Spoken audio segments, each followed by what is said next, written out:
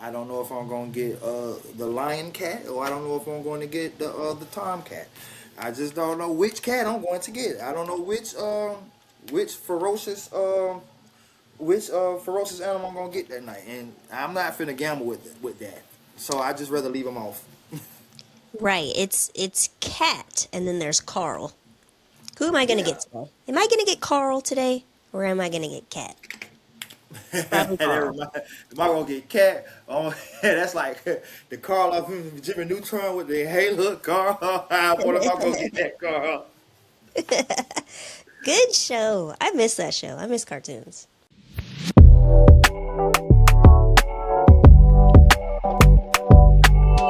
What's good, y'all? Welcome back to another episode of a B and C conversation where we keep it real about mainly basketball, but we like to throw a little football in there since we're still kind of in the season, trickling on to the very end. My name is Britt, and I'm here with my partner in crime, Cognac, and we're excited to be here. How are you doing today? I'm doing amazing. What about yourself? I'm pretty good. No worries. It snowed here in Texas, which I feel like now I should be used to it, at least lasting 3 days one time out of the year, but every year it happens. I'm a little confused. Yeah, stuck with this Florida weather. Yes, it's not quite snowy, but it's something to behold. Is it cold? Yeah, it's cold. Not, Like I mean, free it's like cold for Florida standards. Yeah, it's cold. like 50 degrees, 40 degrees? Like we talking like early morning, like 30, 20. Yeah, that's how it is here. I don't like it. I As the don't. day get on going, it'll probably be about 50 maybe, but about 30, 20. Like, you Yeah, know that's how cold. you gotta drip the water to keep the pipes from freezing. Yeah. You got to drip the water just so it don't bust. You got to cover the pipes outside. Just too much. Too much. I don't have time. So before we get into today's conversation, shout out to our sponsor, Brit Sports Gyms, a company dedicated to building athletes' brands, creating a powerful athlete-driven content, and helping athletes build a legacy beyond the game. Now tap in, get cozy, and let's get into today's A and B combo. All right, first, we're going to start with our opening huddle. We have our Super Bowl contenders, the New England, New England Patriots versus the Seattle Seahawks. I'm gonna let you go first. Who you riding with? Well, despite the hat, I am riding with the New England Patriots. I'm going with the underdog in this game. And why is that? Well, personally, I figure the Drake May has navigated them to what is it? 3 wins: the Chargers, the Steelers, and the Broncos. Powered by a stingy defense, and he's done what's asked of him to get him this far. Now, the last game definitely wasn't his best showing, but the conditions, the elements were tough, and the defense he was going against were historic and also tough. But he found a way to win. He used his legs. He got it going on the ground. He took advantage of a key turnover inside the Broncos territory. He took a key turnover there and went and scored.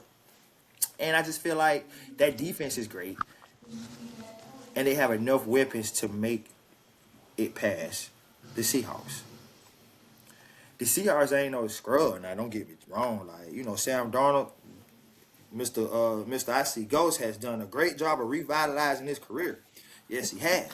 Ah, But I just feel like, I mean, even last game was a tremendous game from him, but somewhere in there, I feel like the Seahawks they're missing a piece of their run game in Zach Charbonnet. And just Jack Smith and Nigga is a nice weapon. He is. He's talented. He's great. He can take the top off. Just I feel like, but the Patriots also offer the same thing on the defensive end. Christian Gonzalez ain't no scrub. It's like arguably like a top three corner. So that kind of gives you equalization on Jackson Smith and Nigga. Then the other Carlton Davis is a nice corner on the other side with Marcus Jones in the middle, into the front seven, is getting after the quarterback. I just don't. I feel like Drake may be able to jump out early and keep the lead.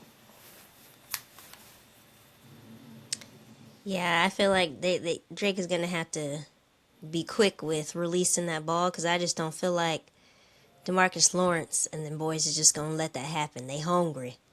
They hungry. Especially Demarcus Lawrence. He left the Cowboys. Thank God. That was just a blessing to his career.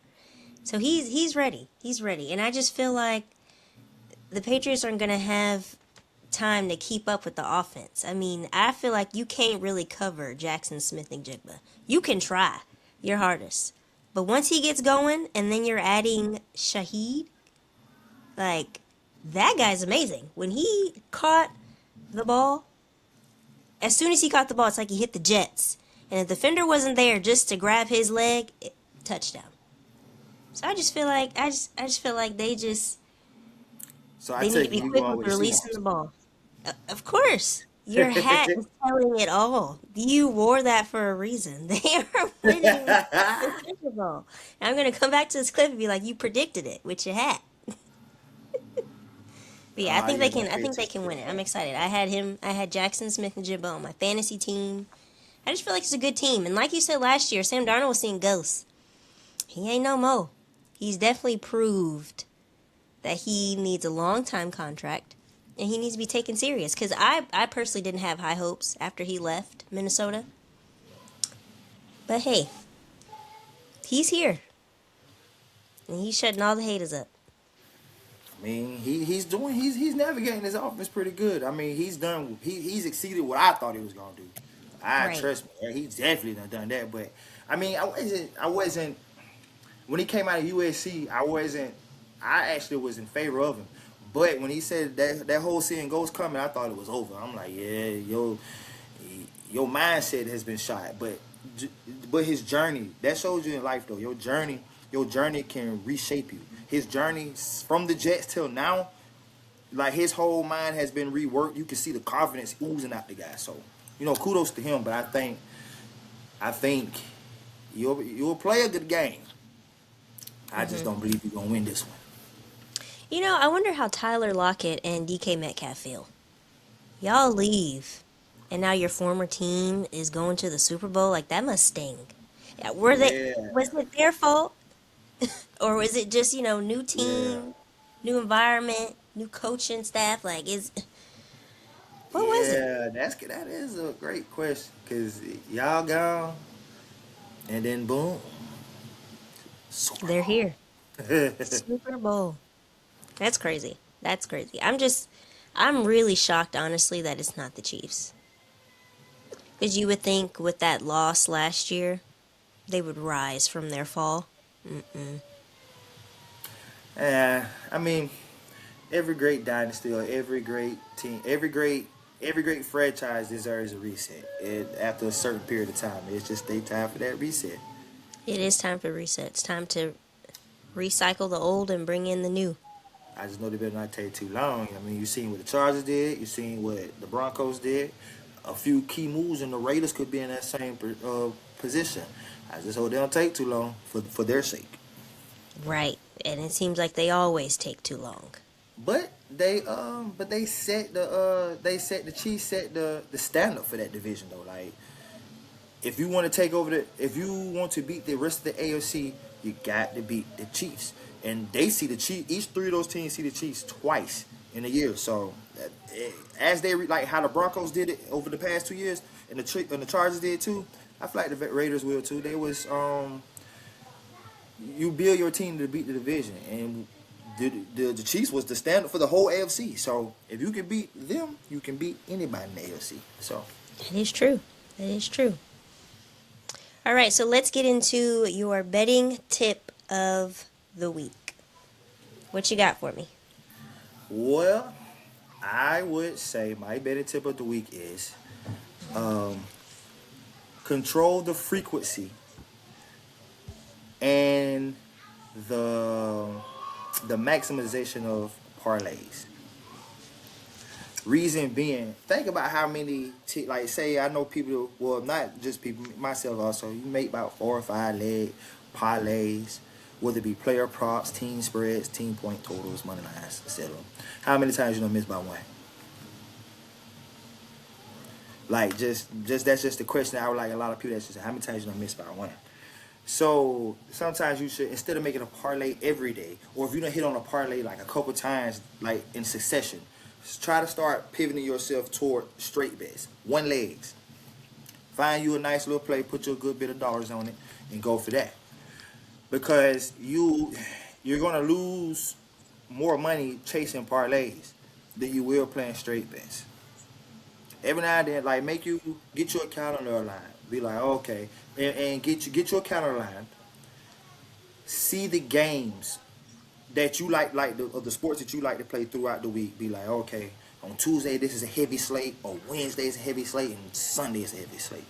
Then your parlay days, because you can pick, instead of having like a 3-game NBA slate. It's hard to make a parlay out of that, but you can make a parlay out of a 10-game NBA slate any day. Like 10 games is easy. Or if it's a bunch of NBA games today, a few college games that day, a couple hockey games, look at the slate and see how it fares. Look at like playing your betting out for the week.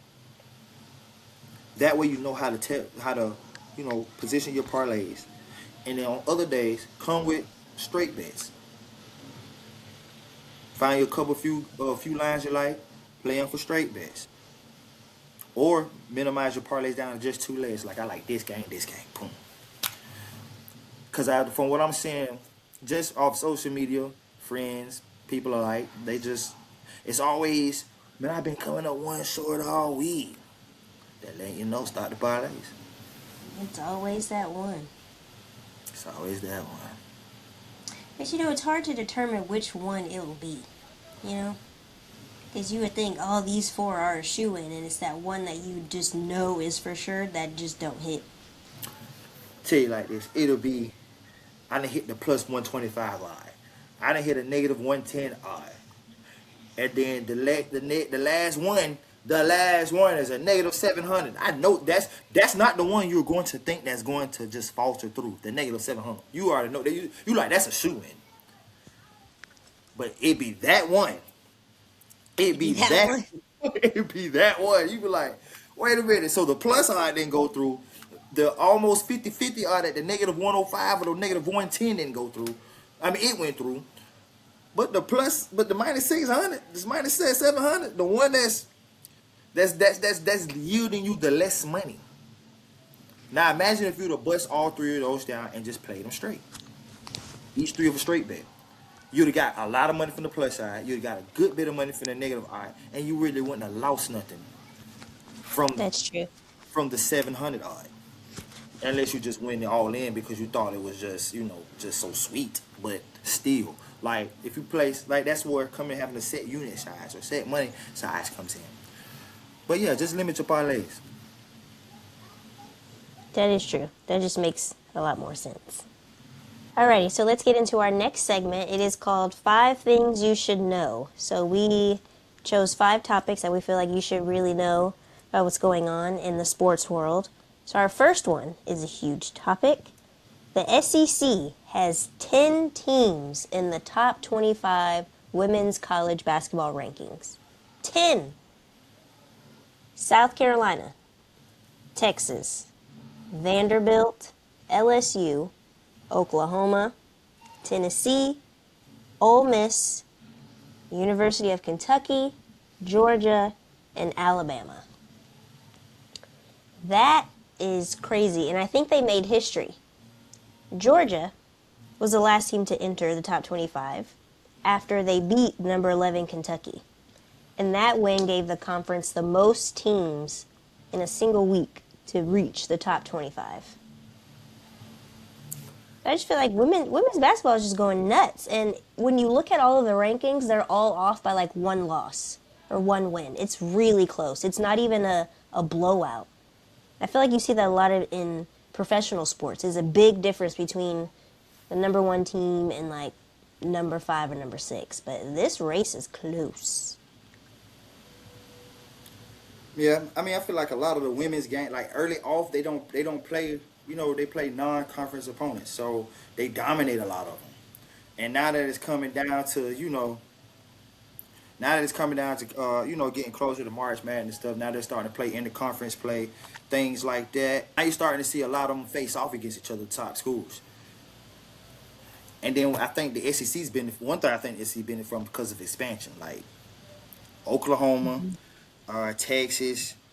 Let me see, Oklahoma and Texas, they weren't originally a part of the SEC, so I feel Mm-hmm. like they know they're benefiting off that. But regardless of the fact, just the talent pool of the SEC, that the fact that they came from another conference over here to this conference and they're still competing with that was in place says a lot.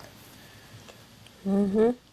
It just shows you that they're like SEC is deep. There's some dogs in there. They not only play fast, but they're very physical and they're very defensive conference. And it's crazy that at least like over 170 plus WNBA players came from the SEC. So that just lets you know the talent that just comes from these different schools in this conference. It's nuts. Yeah, I mean, you got a gold standard over there. Don State in South Carolina, like Mm-hmm. outside of UConn, yeah, South Carolina is the other school. Like outside of UConn, South Carolina is that gold standard. So the SEC is striving to reach that. So when you have now you got and not only just South Carolina, you got LSU who won it within the last 5 years. Flaw J. Johnson and they're balling. Uh, Kentucky's doing a great job. Alabama, Vanderbilt, Vanderbilt and Michaela Blake. She's one of my favorite ones to watch. She will go get a bucket. Mm-hmm. She will go get a bucket. Don't forget So about number two, UCLA, 19-1. They moved to number two after South Carolina loss. oh, I'm a fan of UCLA. I actually have them to win it all. Like between that loss to Texas was a little rough, but I actually got them to win it all. Lauren Betts, Kiki Rice, they Mm-hmm. yeah they got a great squad over there. They do. They got a lot of talent, and I just wish there were just more opportunities or just more. Well, first, let me not say that because it is happening. We're getting more expansion teams for the WNBA, like Portland, Philly, and Cleveland. I think Houston is in the works again. I don't know. We'll see. So there are more teams, more opportunities because I need to see more women ball. These women in college, they balling. There's not enough spaces for them to ball, and it's like some of them just kind of fade away. And I just want to see more women here instead of I having to feel go overseas. that's the great way to put it. More women here, because like they're fading away. I mean they don't really streaming nowadays is making them not fade away. But before streaming, it Mm-hmm. was fading away. It was hard to keep up with them going overseas, playing there, playing there. Like I mean, you gonna get up at 4 o'clock in the morning, high time, 3 o'clock in the morning, high time to watch some Chinese basketball. Right. No, you're not. I mean, and even now, even with streaming, that's still hard to get up at that kind. Then not only is it hard, you got to find that the right platforms to go to. Like you got to have some sites to go Mm-hmm. to. You got to know somebody that know how to get you around the back firewall or something to get you to stream this. The Mm-hmm. best we get is the clips that come to Instagram and stuff like that from them over there. Like Yep. Natasha Howard, she's going crazy over there. Camila Cordoso, Mm-hmm. the same thing. They're going crazy over there. Uh, Mm-hmm. Kennedy Carter going crazy over there. She's the main I one. I want to feel see like her. I she. want to see her back over here, man. That's what I'm saying. I feel like after she, was released from Chicago Sky, I just feel like she faded a little bit. But like, I feel like more people are starting to talk about her now. But that's the power of social media. Like, if nobody was talking about her, or just even like one or two tweets going viral, you wouldn't know anything. I don't even know what team she plays for. Yeah, I couldn't tell you that neither personally, but I know she's over there and she's Right. hooping because I see it on Instagram. You see the clips. Mm-hmm. Um, I don't think I paid attention to the translation of what the team name was, but she's doing great. So, and I feel like that's eventually. I feel like eventually, you put your head down, you go to work, and it'll translate to opportunity back over here. It will. It will. And there was some controversy there, so I just feel like that's already died down. So I feel like she should have another opportunity to come back. We'll see. So the offensive leaders for women's college basketball. Number one is Audie Crooks from Iowa State. She is averaging 26.3 points. Next is Hannah Hidalgo, my favorite, from Notre Dame. 24.9 points. And then number 3 is Michaela Blakes. She plays for Vanderbilt, 24.7 points. She will go get a bucket. She will go get a bucket, boy. Man, like And I these think she schools, coming like a especially the sophomore. ones that are like the elite schools, like Vanderbilt, Stanford, Harvard. I feel like these girls be playing hard. I believe Michaela Blake's ain't nothing but a sophomore at that. Like, the girl go get a bucket. I love It's all the crazy. Crooks. I love all the Crooks game, man. She's another bucket. They talk about the defense, but I mean, hey, I'm scoring. I'm giving you this and that. Hey, y'all can play some defense then. You know, I mean, like think about some of your favorite NBA players. Like they don't play no defense. They score and they don't play defense. So you can't get mad because I feel like they pick apart women's game more because of the fact of just because of the fact of the standard like. Oh, she doesn't play defense.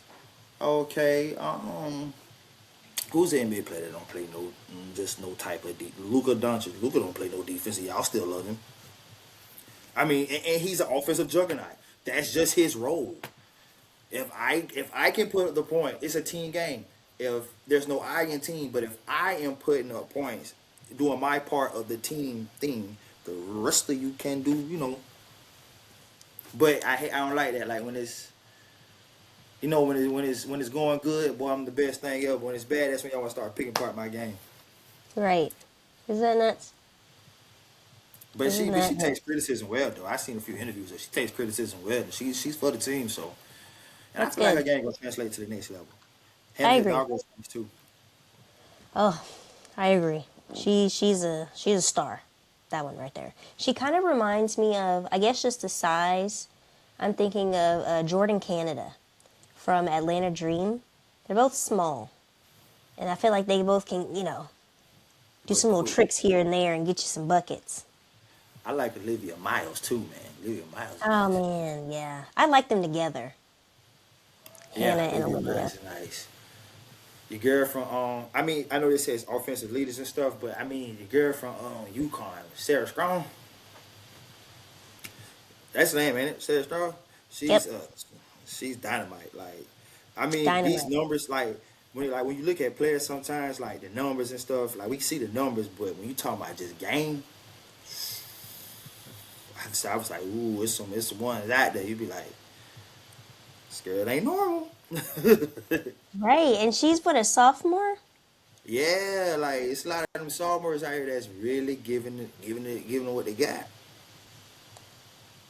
Good for her too. So when it comes to like college for women, do most of them stay in college long? Because I know for men, some of them stay in 1 year and then go to the league. But do you see a lot of Yeah, women? that's a weird rule to me, but I don't. You don't. I don't. I believe that's. I believe because I believe it's a rule because I've never seen a one and done girl or one Right. and girl lady. I've never Mm-hmm. seen a one and done woman. Like you've never saw that. Men, yeah, but that's because these men was getting crazy shoe deals and stuff like that, getting drafted straight out of high school, and for the longest there was no women's league. Like it was. I feel like they came like when their league came and everything. There was a structure like, hey, that all 4 years, at least 4 years of eligibility. Because I know some leave after like their redshirt junior year, I believe. Mm-hmm. So there was that, and yeah, I just believe that was an unwritten rule or a written rule. Just know that I believe it's a rule. And but I like it though because it's the mature like because to compete in W in a smaller league you would need the best of the best, the cream of the crop. You thought you can go pro 1 year. Not saying it'll never get to that standard, but there's like what 30 teams, 28 teams in the NBA, Mm-hmm. something along those lines. There's only like what 16 in the W, something along those lines. Mm-hmm. Like not trying to like dig too deep, but just like there's only so many teams, Right. so you will want your more seasoned players to play. You know what I mean? Like you think you're gonna come in here one and done, and you got a lot of 4 year vets, so 4 year college vets that's coming in, and then after that they got more time from being in the. You ain't just finna come in here and just do this. Like plus the physical maturation of the body is different than usually with men. Not trying to be sexist or anything, but seriously, like as you can see it, like a lot of these young men be these little boys be young men, but their body be men size before it gets up to them mentally. Right. So that's my take on it. Yeah, I feel it's crazy. I feel like anybody should stay in college, especially with NIL. Why not get money? Because I guess the league just ain't promised. I just feel like I see more fallout in the league than in college. I don't know. Oh, they definitely stand now for that money. They stand now. And they should get education. Dang it, it ain't all about sports.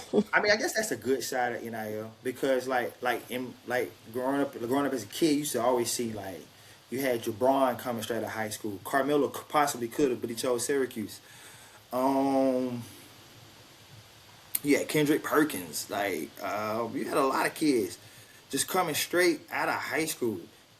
And I'm not speculating on the situations, but I know a lot of them they go pro because of they went pro because of. I mean, I come out the brick, so I come from here. I got to make it.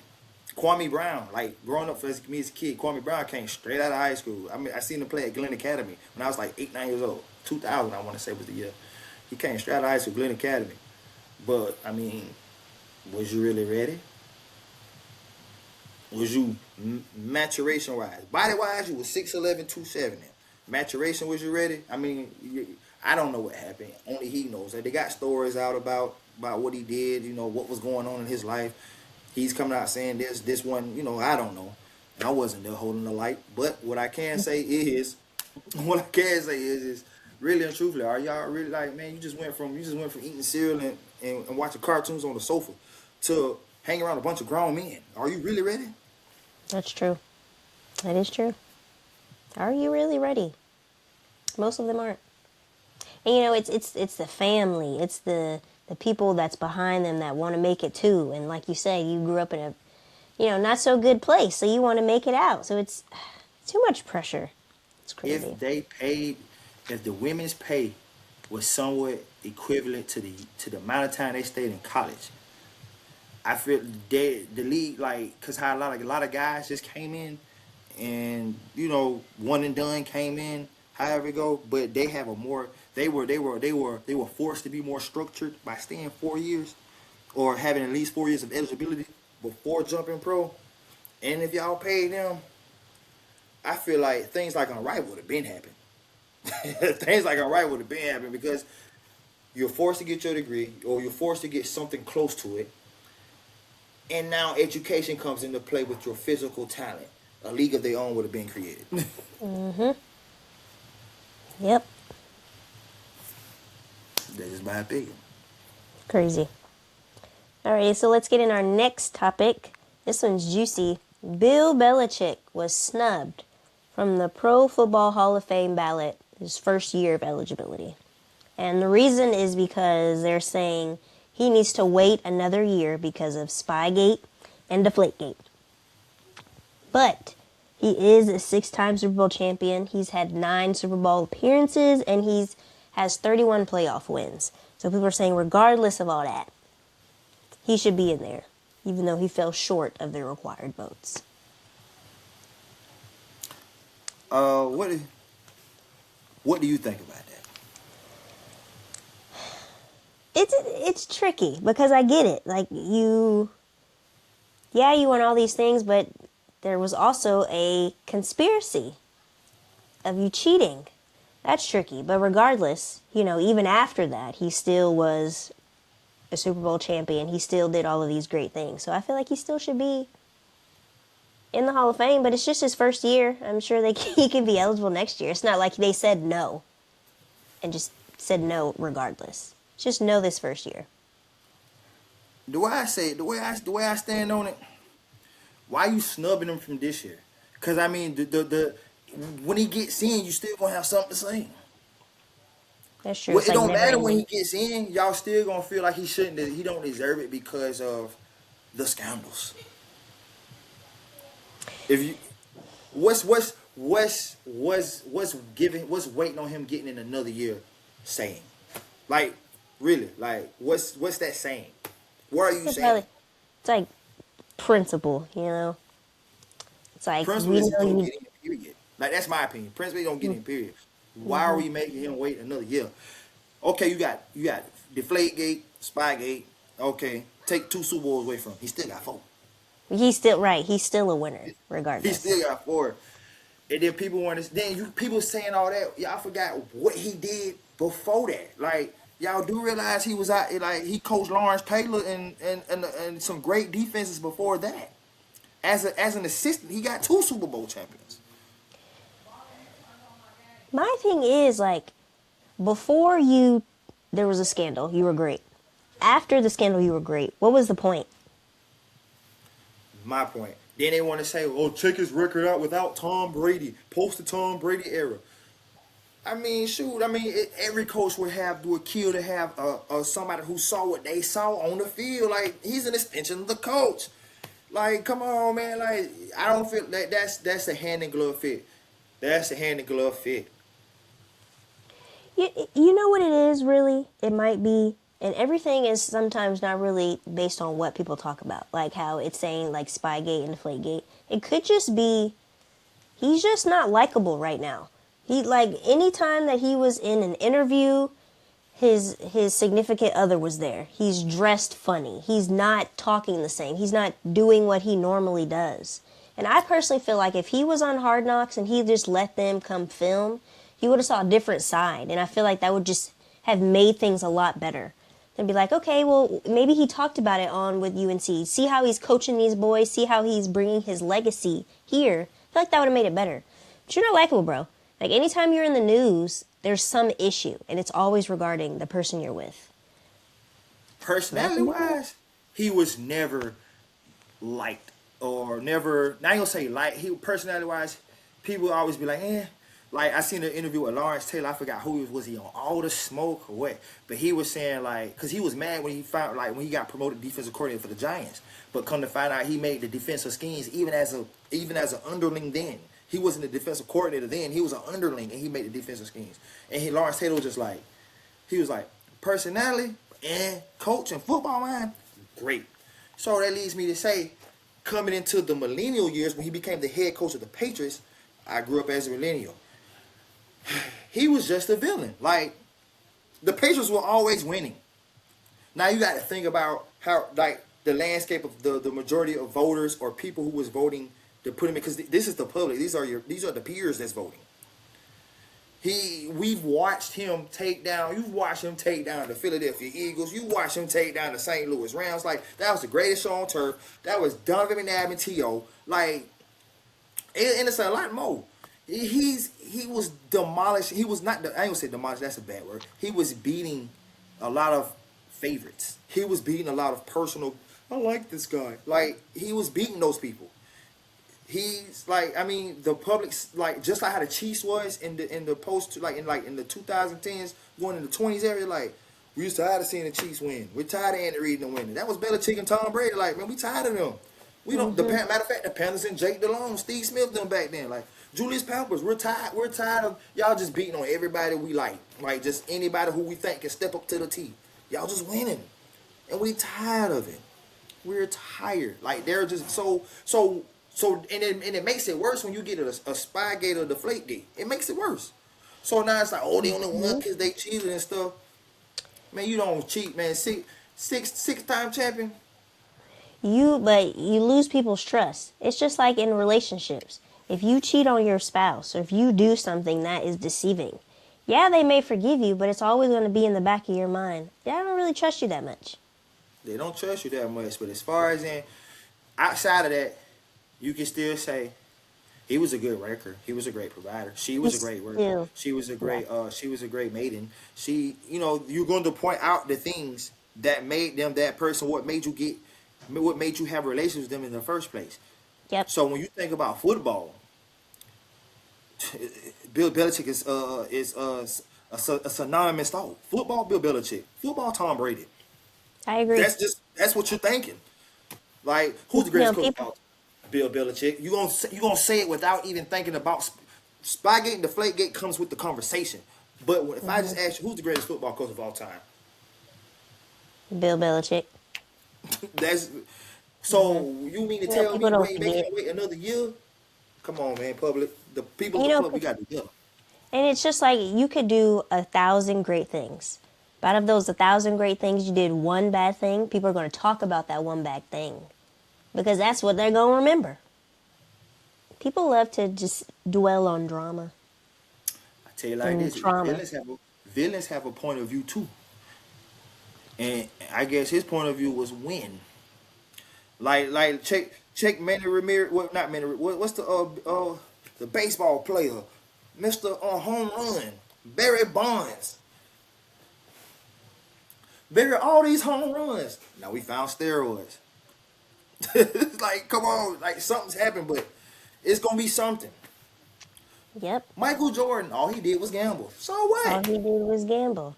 Yep. Or he couldn't beat the Pistons. So what? And Michael Phelps, not Armstrong, Michael Phelps, marijuana. Like, it's just.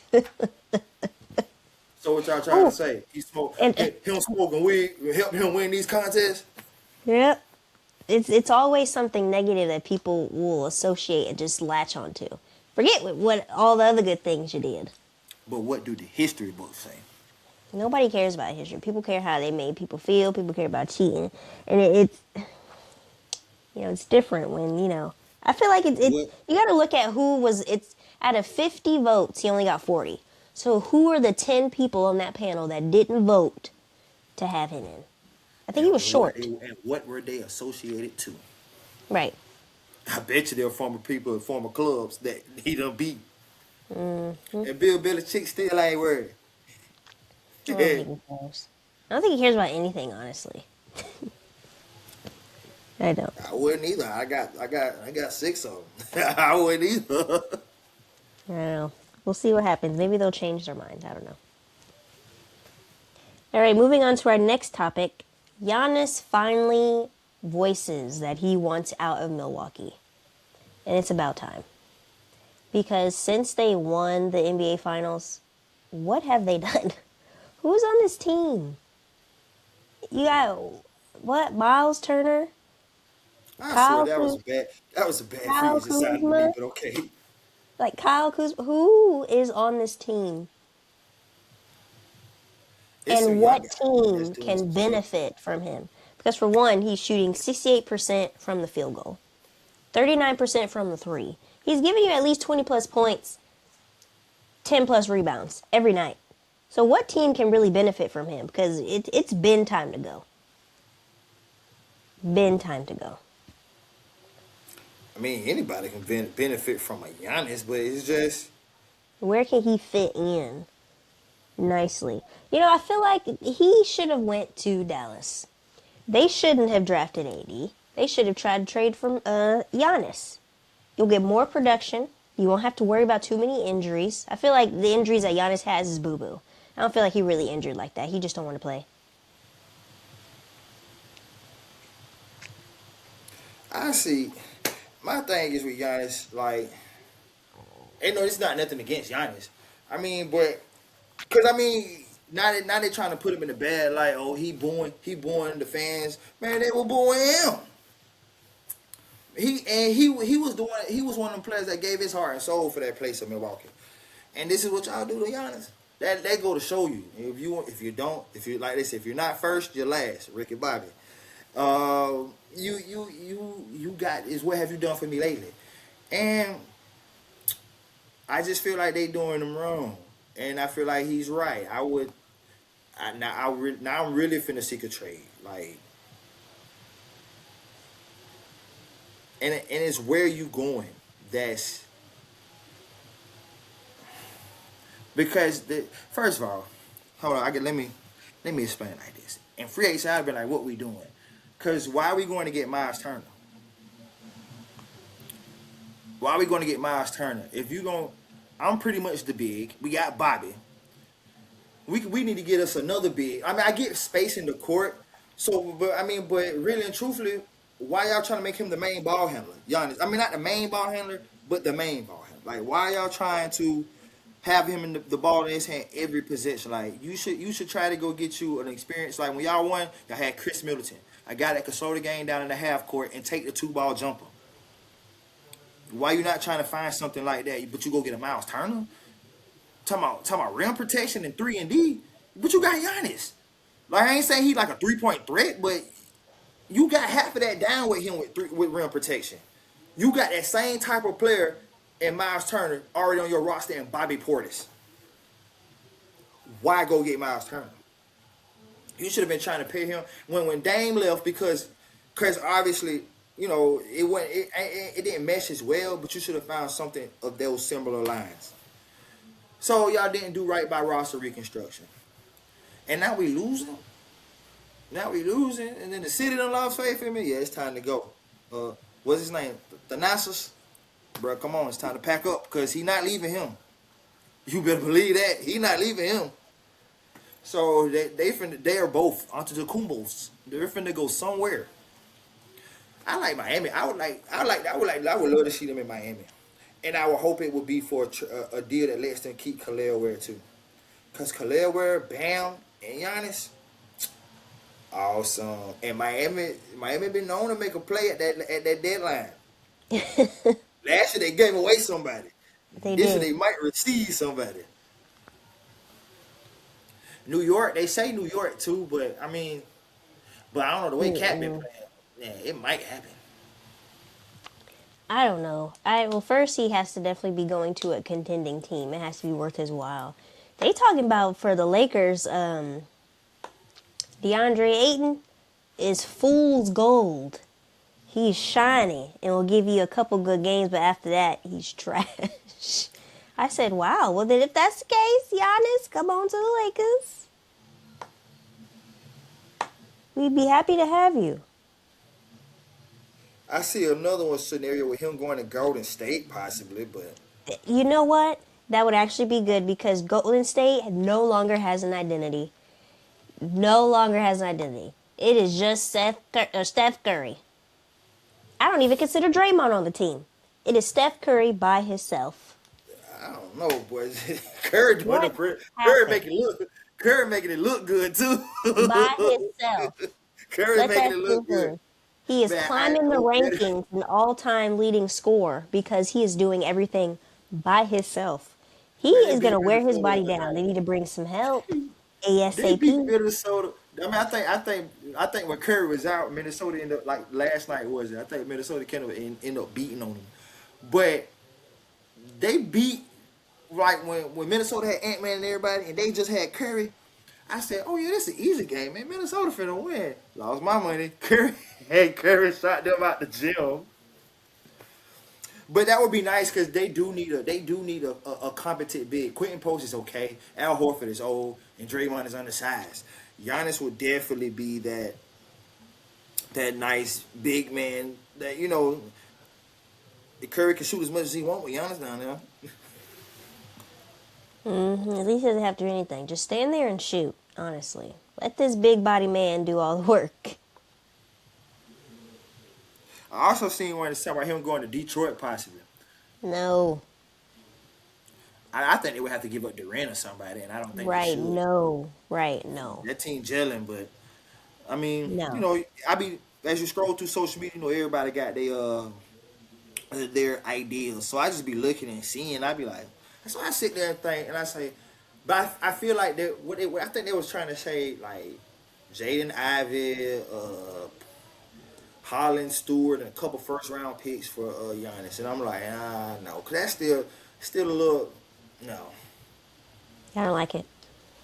Yeah, nah. All right, our next topic, Unrivaled, is going to Philly this weekend.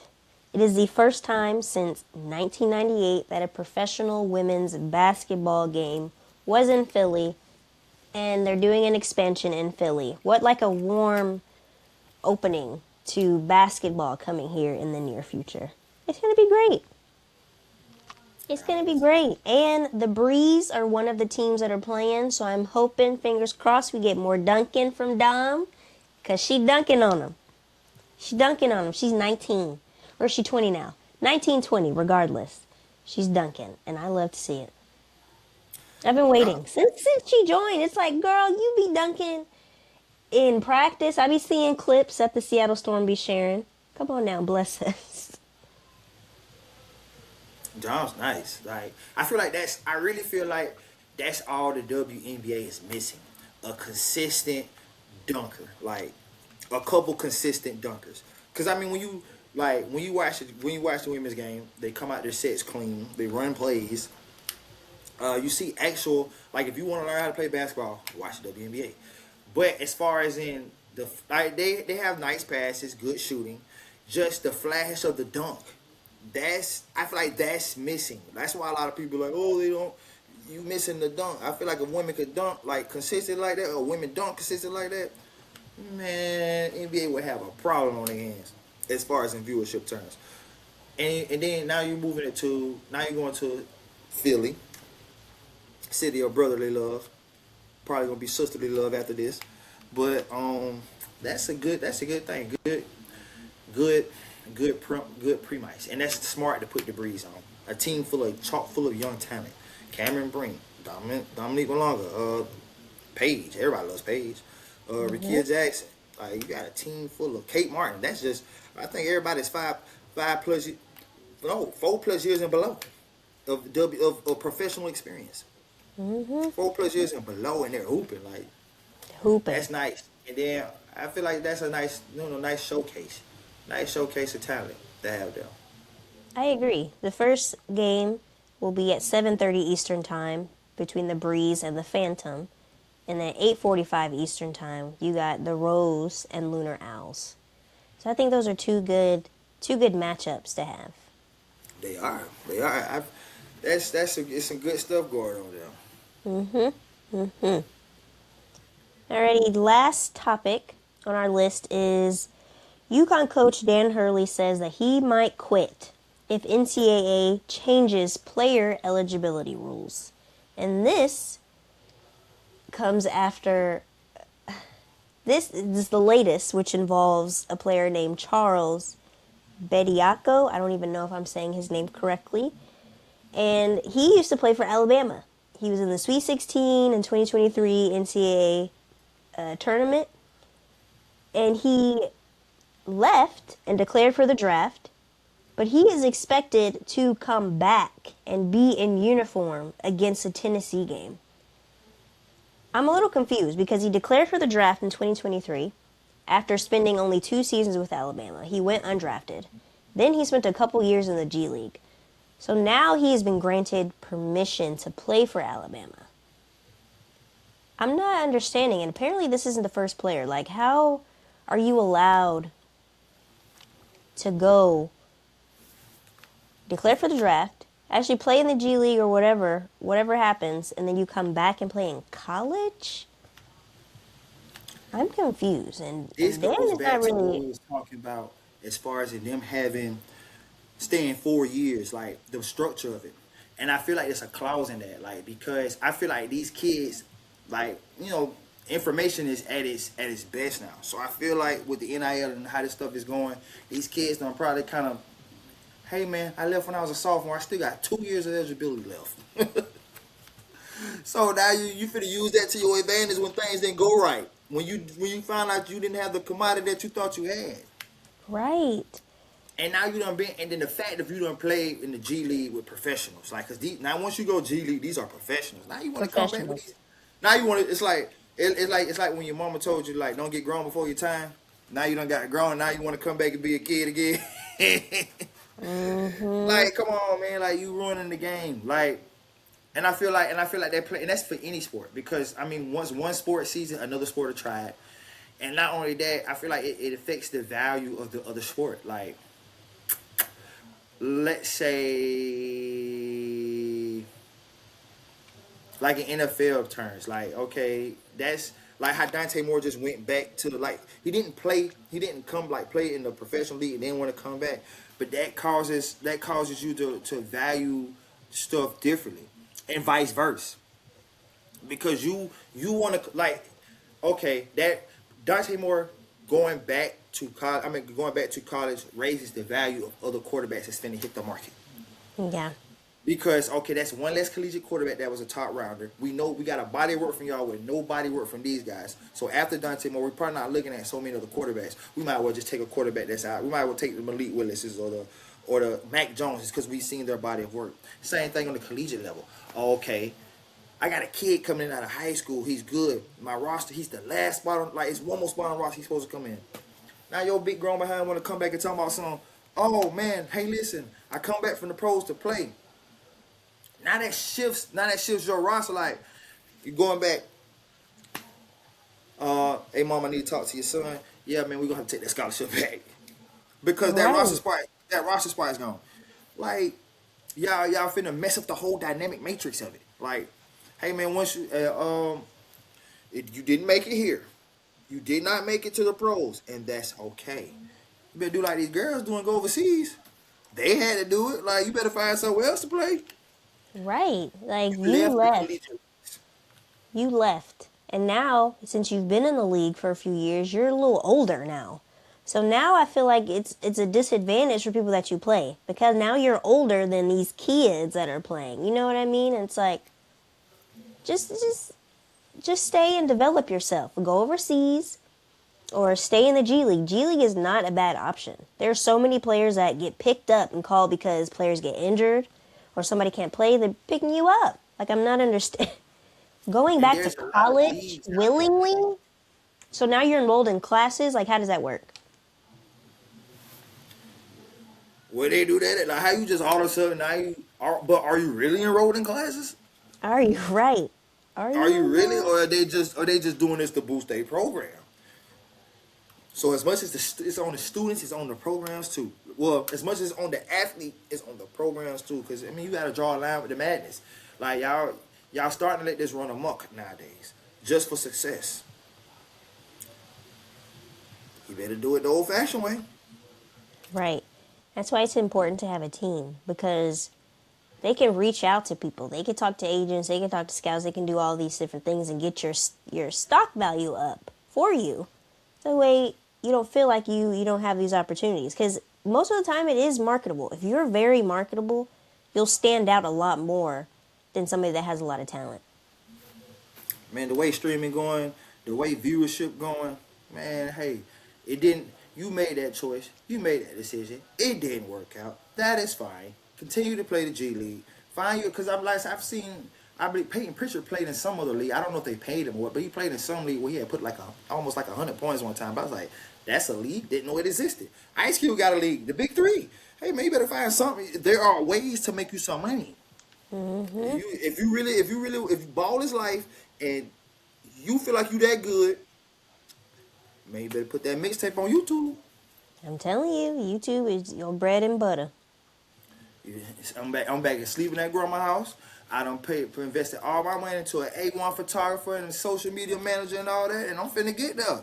Yep. In about 2 months, hey, grandma, I got that call, but I'm finna catch this flight. I'm finna go overseas. They paying me about 50 bands to play the Chinese league line. You know, hey, you gotta do what you gotta do. Gotta do what you gotta do. If that's your dream. Going backwards, it should not be an option, but that's the NIL part of it all. At minute they paying me over here, I'm finna go see what's up. Yeah, it's getting out of hand. Getting out of hand. To go into our last segment of the day, which is called Nah, That Ain't It. So, on Run It Back, which is a FanDuel TV podcast,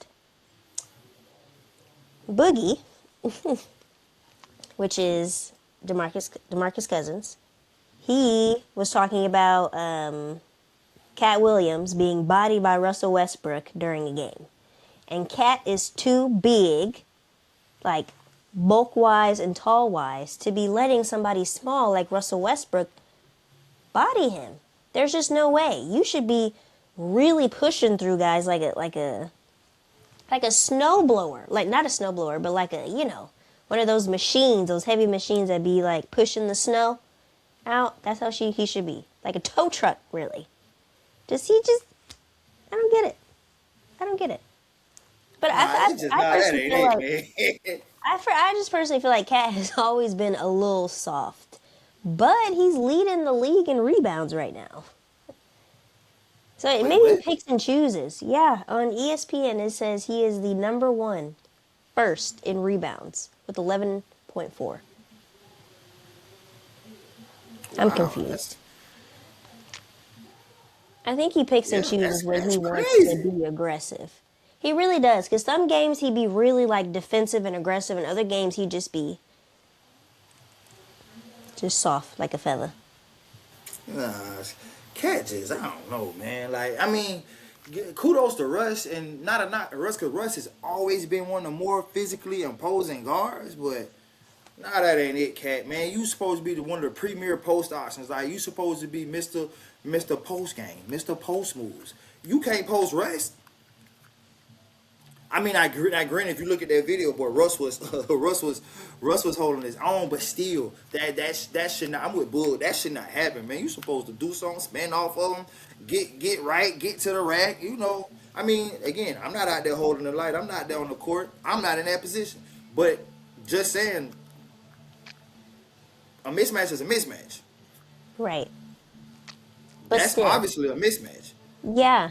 And after you did them a couple times like this, you can't go outside. Because that's not going out bad. That's going outside. You can't go outside. You supposed to hit them with the turn fade. You know, try to move yourself off the block. Get to a better position. You know, get back to somebody to repost. Like, I understand the first night, you know, at first you don't succeed. But try again. Give it back out. Try it again. But, yeah, no, you just looked real weak in that whole sequence of ball there. Right. Because Russell was like, what you doing? You really think you doing something? You ain't about to move me. Yeah, if you see Rush face, he just like cat's like he's just like cat funny ain't it? Like cat funny ain't it? Like this guy. He really thinks he's doing something. Ah, Cat, that that's was some balled hilarious. up grass straight out of the cows. You know what? That was not. That's not it, man. That's not it. Nah, that definitely ain't it. It definitely That's ain't I it. be hey. That's why I be leading off my parlays, boy, or whatever it is I'm doing. I be thinking so. I be like, you want to take cat? I be like, because I don't know No. what cat I'm gonna get tonight. Right. It's hit or miss. He chooses what he wants to do. I don't know if I'm gonna get the lion cat, or I don't know if I'm going to get the tom cat. I just don't know which cat I'm going to get. I don't know which ferocious animal I'm gonna get that night, and I'm not finna gamble with that. So I just rather leave them off. Right. It's Cat and then there's Carl. Who am I gonna Yeah, get today? Am I gonna get Carl today? Or am I gonna get Cat? Probably that Carl. remind, am I gonna get cat? Oh, that's like the Carl of Jimmy Neutron with the hey look Carl. What am I gonna get that Carl? Good show. I miss that show. I miss cartoons. Definitely do. That is crazy. Well, thank you guys so much for joining us. It has been a great show. Make sure you lock in with us. Hit that subscribe button, notification. New episodes every Thursday. Make sure you stay locked in.